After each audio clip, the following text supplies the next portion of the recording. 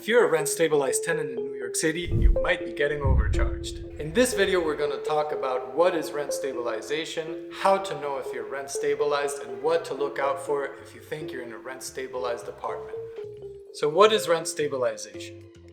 It's a program that regulates the rent of certain privately owned buildings, specifically some buildings that were built before 1974 and have more than 6 apartments. These buildings' rents can only be raised by a certain percentage, which is determined by the Rent Guidelines Board every year. So how do you know that you're in a rent-stabilized apartment?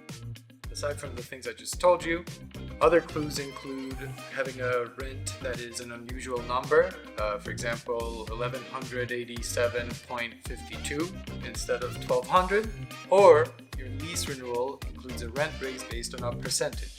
So what can you do if you suspect that your apartment is rent stabilized but your lease doesn't say so or says that it's not? Well, it's entirely possible that your landlord is overcharging you without telling you.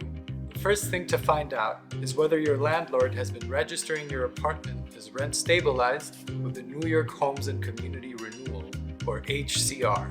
Get a copy of your rent history by texting MCH to 855-610-2450 or by visiting or calling the DHCR office in your borough.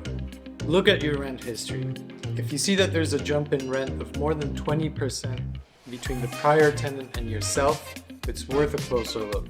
If your rent history shows that prior rent increases either for the previous tenant or yourself match with the percentages established by the Rent Guidelines Board, that's a sign that you're in a rent-stabilized apartment. However, unusual jumps in rent or more recent rent increases, or even rent increases for a long time that surpass the amount established by the Rent Guidelines Board could be overcharges.